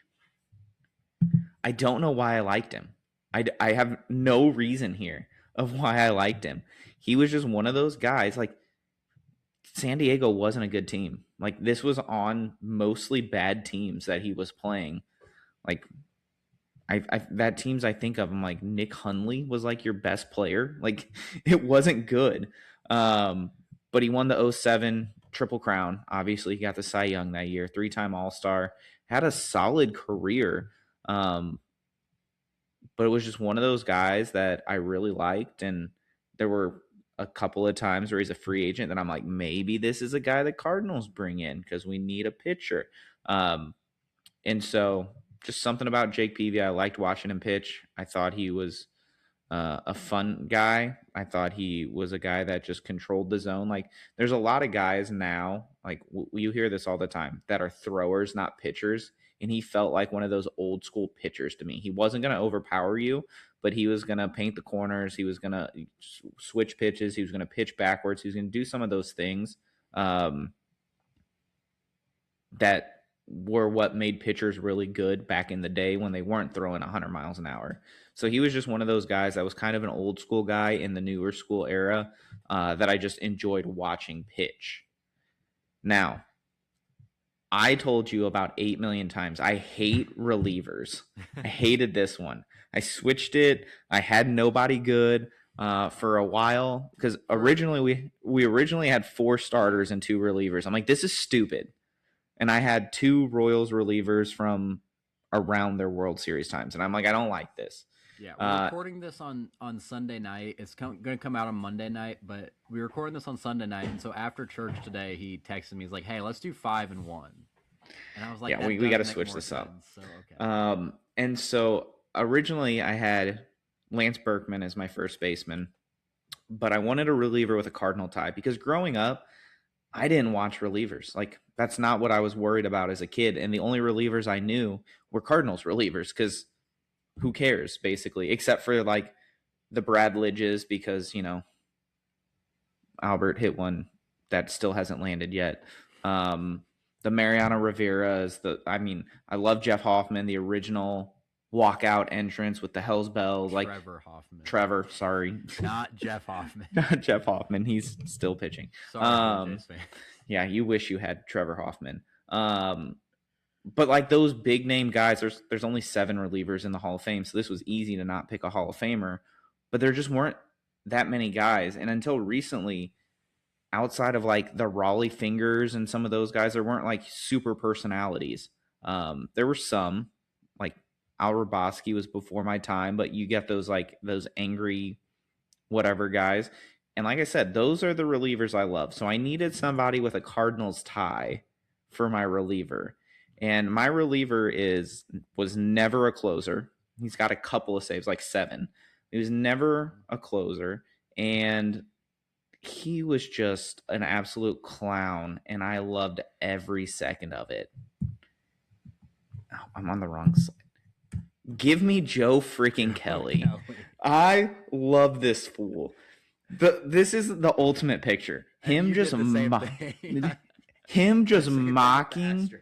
Yeah, there it is. I told you it was coming. The 2020, it's an asterisk. That doesn't count. I will not count the 2020 World Series as a win. You played like 30 games. Shut up, Dodgers fans. But I gave you a player. Yeah, 2018 and 2020 World Series. 2020 World Series.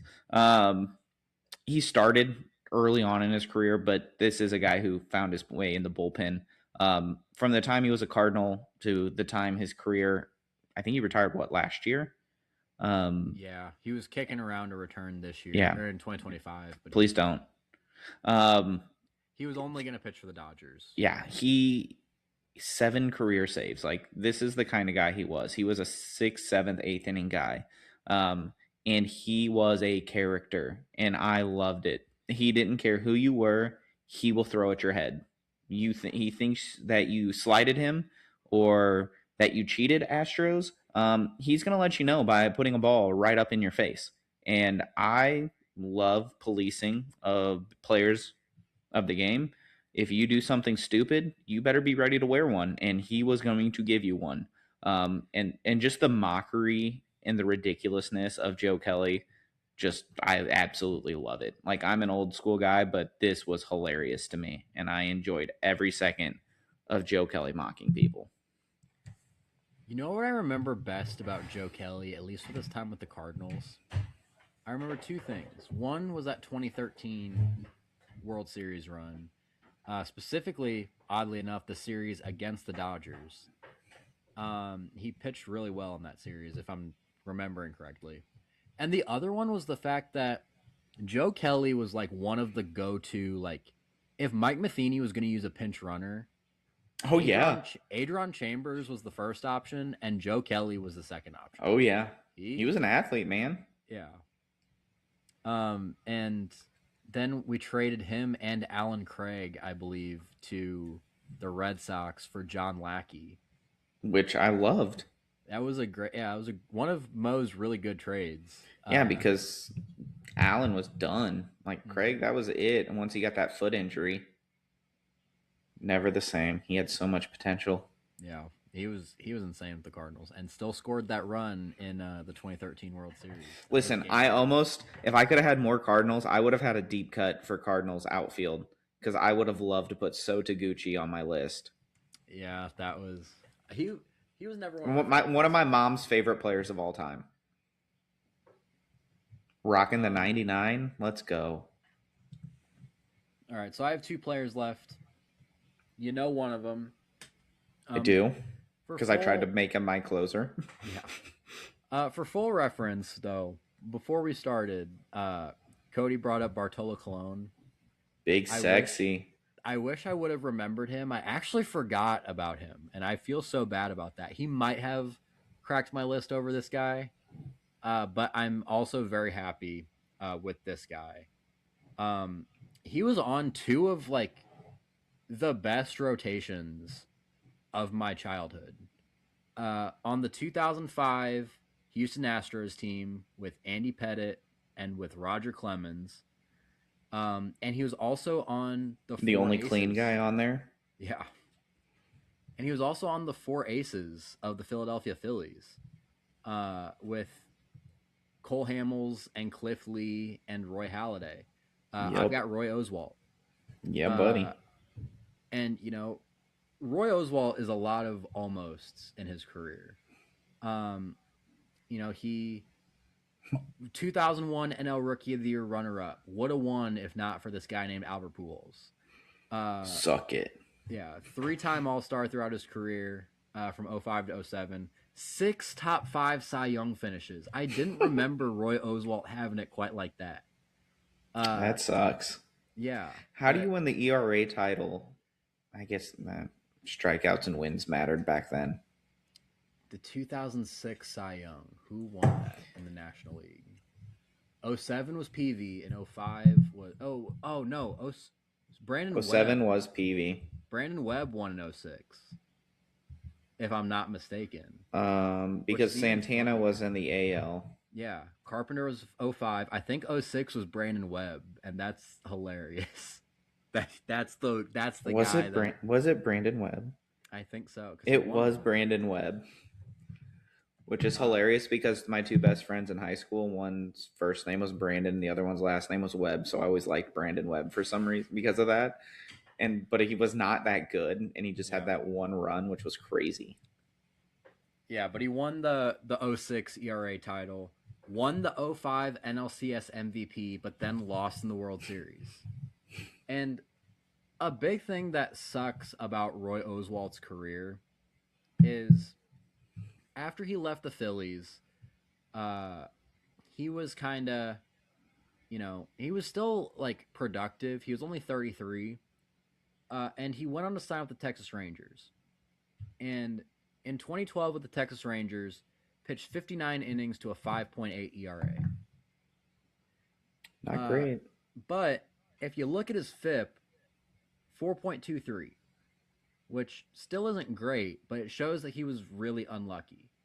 Then 2013 happens, and he signs with the Colorado Rockies. In 32 and a third innings throughout 9 games, 6 of them starts, Roy Oswalt had an 8.63 ERA. But if you look at the FIP, his FIP was 3.08. That's insane. And I think I looked at some of the numbers on his pitch arsenal from those 2 years. I think he had better stuff in those years than he did throughout most of his career. So, when he switched to the bullpen and he started closing out games, his stuff did get better. Like there was upticks, there was more movement. So I think some of those things were once he got to the bullpen, he kind of changed it up a little bit, which is why I tried to use him as my closer because I too liked Roy Oswalt. yeah, I mean, he was kind of a swing man in those years because most of his times coming out of the bullpen were in those 2 years. With the Rangers, he had 17 games, 9 starts. And then in 2013, 9 games, 6 starts. So you were trying to make him a reliever off of 14 games coming out of the bullpen out of 3. Listen, I tried. You better believe I tried. 24 games coming out of the bullpen out of 3. Could I have used Waino as my reliever? No, because he had one. He closed a World Series out. Okay, so did Madison Bumgarner. You couldn't have. Listen, he almost made my list for sure. Definitely even though I hated playing against him. Like I said, I love Bulldog mentality. Take the ball and do your thing, and that's what Mad Bum was. Yeah. But Roy Oswalt was my last starter, and then there's my reliever. I can figure out this one. Can you? Yeah, it's a Cardinals closer. It's not. Did you change it? No, it never was. Oh, I for sure thought you were going to put Izzy. I thought about it, but he's an actual Cardinal. Like I couldn't have fit that in there. You only had played for him, but not known as. Because I had Pujols, Freese, and Wainwright. You could have used Steve Klein, which I wanted to do before my time. So there were a couple guys I considered for relievers. There were a couple relievers that fall in that category of like I mimicked a lot throughout my career. The guy that I almost did whenever I had 2 relievers was Fernando Rodney, because I loved the sideways hat and I loved the wind-up that he did, because it almost kind of felt like a slide step, but it wasn't. I never mimicked the arrow, but the arrow was... Is this a Hall of Famer? And you still have one left. I still have one Hall of Famer left. Well, there's only a couple of options, because there's only 7. And there's only 3 that played during your being alive. I told you that my reliever was one of my Hall of Fame spots, and you were talking about a lot of guys that were already in the Hall of Fame. There are 3 guys who played in my time, like in my time watching baseball, and are still playing, all 3 of them, that are going to be... You got me with the technicality. No doubt. One of them that I almost put on because my eyes were glued to the TV every time he pitched was Aroldis Chapman. Same. Didn't go with him because, kind of some not good things there. Won't get into that too much, but same reason I didn't put Papelbon on my list. But look up Aroldis Chapman's trade to the Dodgers if you don't know. The other guy was Kenley Jansen, who I'm not a big fan of. But then the guy that I didn't even mean to mimic, but I basically mimicked every time I stared into the catcher. Craig Kimbrell. I got the beard. I can do it with the glove. Yeah, so Craig Kimbrell still going. I started with an active player. I ended with technically an active player. 17th big league season in 2026. Is on a minor league deal right now with the New York Mets, so I'm counting it. And he had a wild career as a reliever to this point. A rookie of the year in 2011, which I don't know who he was going up against, but the fact that he won as a reliever, but I think he had like a 1 ERA too. So that was it's impressive. 9-time All-Star, 3-time reliever of the year. He has 5 top 10 Cy Young finishes. That's crazy. Won the World Series in 2018, and something that I think people forget, especially considering his last few years haven't been great. Craig Kimbrell currently, as of recording this on March 1st, 2026, 440 career saves, which is 5th all time. I I think he's probably going to top out at 4th because he's not catching Mariano Rivera, he's not catching Trevor Hoffman, and I think Kenley Jansen is probably going to stay ahead of him because Kenley Jansen's 4th right now. There's a world where he might pass Lee Smith. But either way, you're talking about a guy who's finishing his career as top 5 all time in saves. Let me tell you who he beat out. There's not a lot of good names on this list. Tied for 7th was Kenley Jansen on this list as well. Okay. Tied with Kenley Jansen was Darwin Barney. There's a blast from the past for the Cubs. Danny Espinosa, Washington. Josh Collmenter. Don't even remember him from Arizona. Him. Yeah. Wilson Ramos, also with Washington.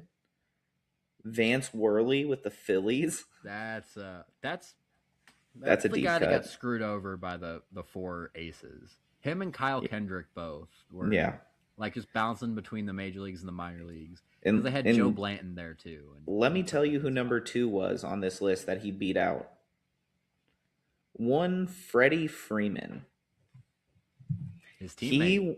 He went 4-3 with a 2.1 ERA with a 1.039 WHIP and had 46 saves, 127 strikeouts in 77 innings. That's insane for a rookie.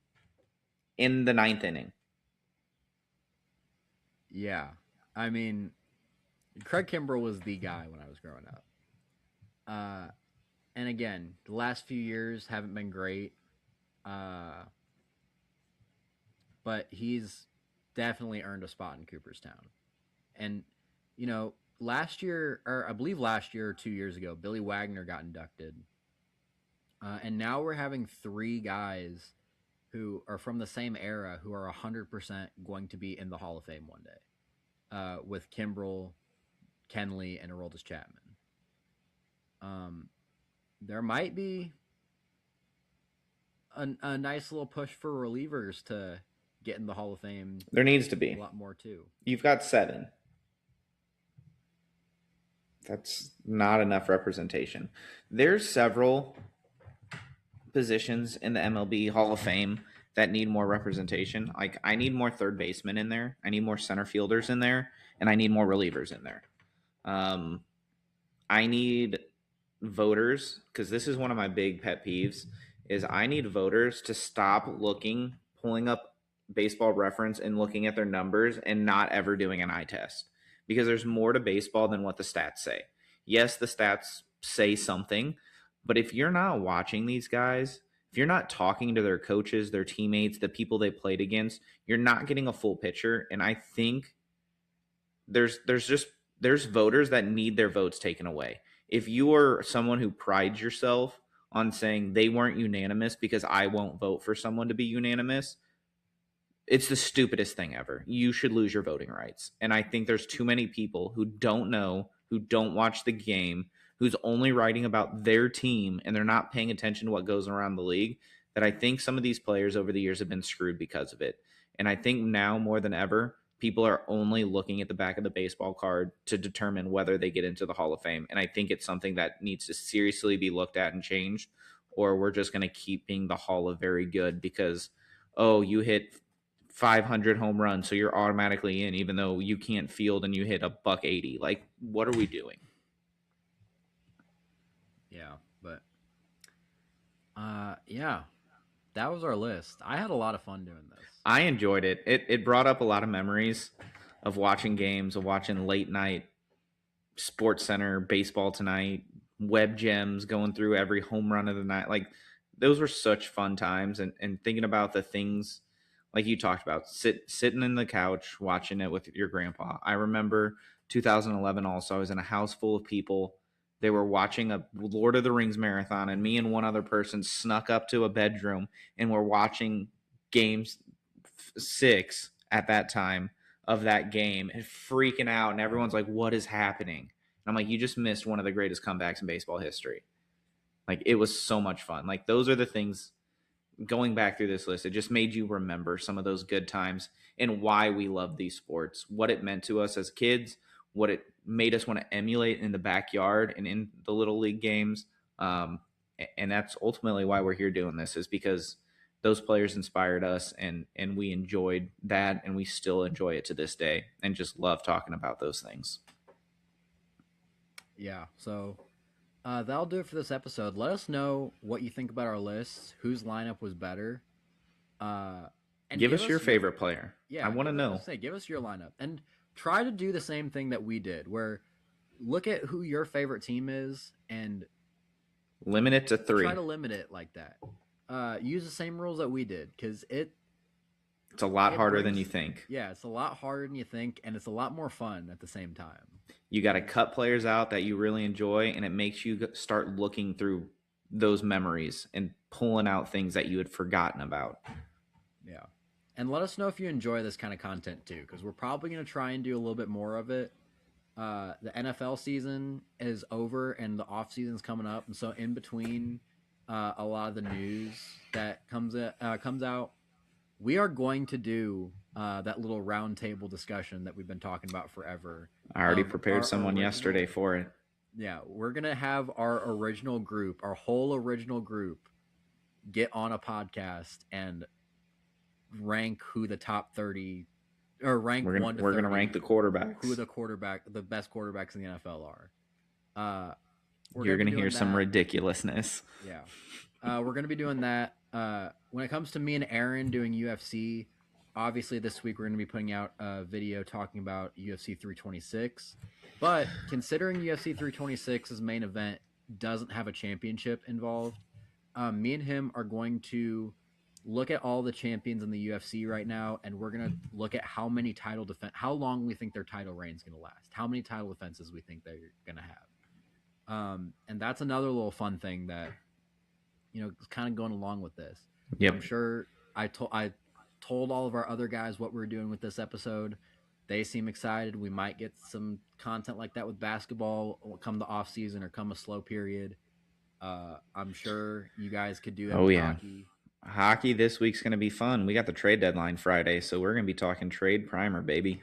Yeah. So we're going to try and do a lot more of this little fun, not as serious content, because this is what we enjoy doing too. And this is what started it all. We enjoy watching too. So like whenever we're watching content on YouTube and on Spotify and YouTube and wherever else we're watching our videos, when it comes to sports stuff, this is the stuff that we enjoy. Like, we enjoy guys naming dudes every now and again. And you better believe I comment on those people when I disagree with them. So let us know. Yeah. So let us know what you guys think about this episode. Please be sure to head on over to W Energy. Use code athletes for 10% off. Cody has his bottle. I know it. I don't. It just got washed. Oh my gosh. It's drying right now. Mine's in the dishwasher too. So now we're just bad at our job. Hold on. Oh my gosh. Yeah.